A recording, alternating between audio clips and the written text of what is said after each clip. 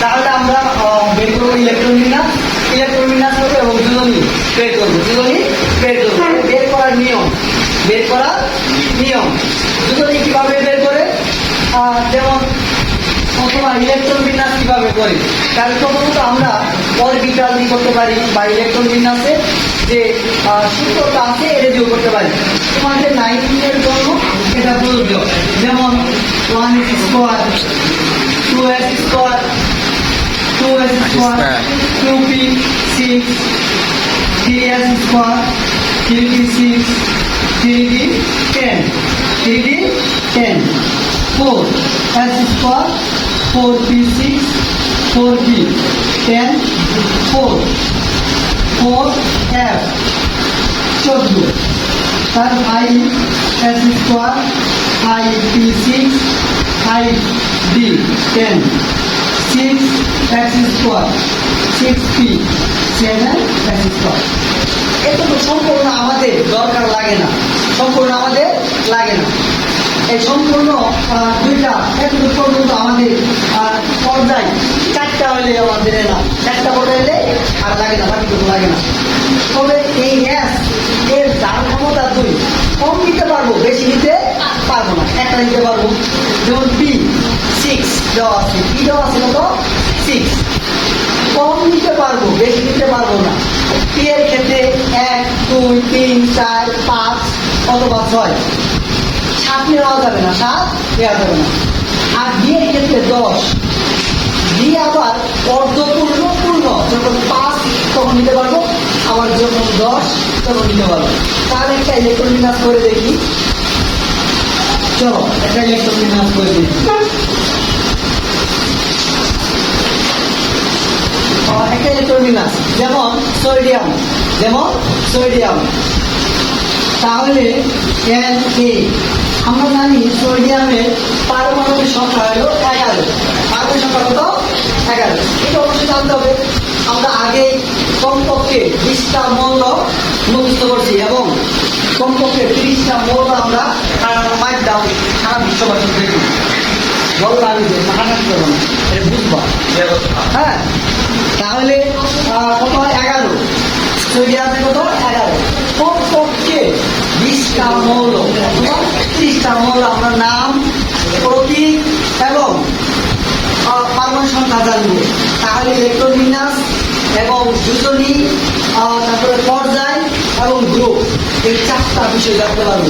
এখন আমি মৌলের নামই জানি না, মৌলগুলোর নাম লিখছি, এইচ হাইড্রোজেন, এইচি সি বি, এগুলার মৌলের প্রতীক, মৌলের প্রতীক বলতে কি এইচ এইচ ই, তারপরে সি বি, এগুলো হলো প্রতীক। কিন্তু প্রতীক দেখে তো নামগুলো বলতে হবে, তাই না? হাইড্রোজেন এইচি, হিলিয়াম, কার্বন, বোরন, এগুলোর নাম জানতে হবে এবং মনে রাখতে হবে। 1s square 2s square 2p 6। আবার লক্ষ্য করতে হবে যে আমি বেশি লেখতাছি কিনা, বেশি লেখতাছি কিনা। 2 2 4 6 10, আর আসলে হলো একটা, আছে কয়টা একটা, তাই 3s1 s1 s1।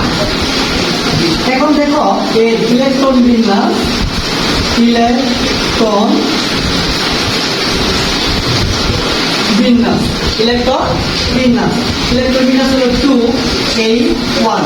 আমরা দেখব সর্বশেষ শক্তি স্তরে একটি ইলেকট্রন বিদ্যমান, একটি ইলেকট্রন বিদ্যমান।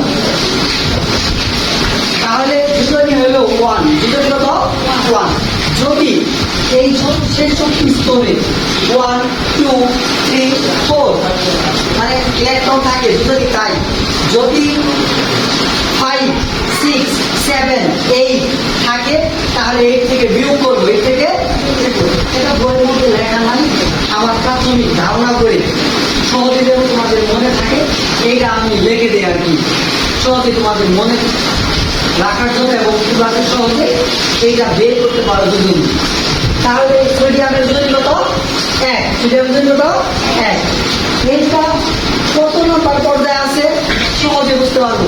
এই যে 1 2 3 তিন নাম্বার পর্যায়ে আছে। কয় নাম্বার?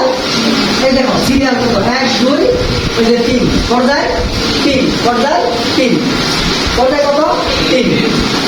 তাহলে আমরা আরেকটা ইলেকট্রন বিন্যাস আমরা দেখি।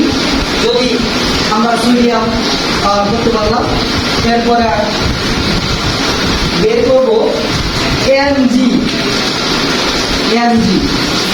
এর হইল 12 সংখ্যা কত 12 সংখ্যা 12। তাহলে ইলেকট্রন বিন্যাস করি এবং দুজনই বের করি।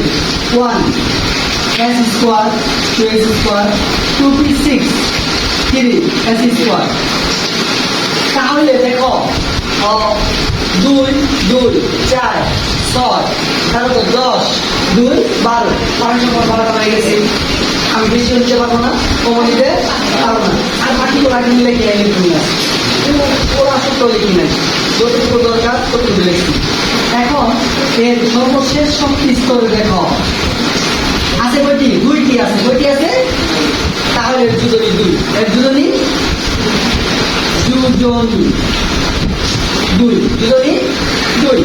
এবং এর দুজনই 2। পর্যায় কত? পর্যায় 3। 1 2 3 পর্যায়ে 3 নাম্বার পর্যায়ে আছে। 3 নাম্বার পর্যায়ে আছে। তাহলে এইভাবে আমরা যে ইলেকট্রন বিন্যাস ও যোজনী বের করা, এইটা সবচেয়ে ভালো নিয়ম এবং মনে রাখার নিয়ম।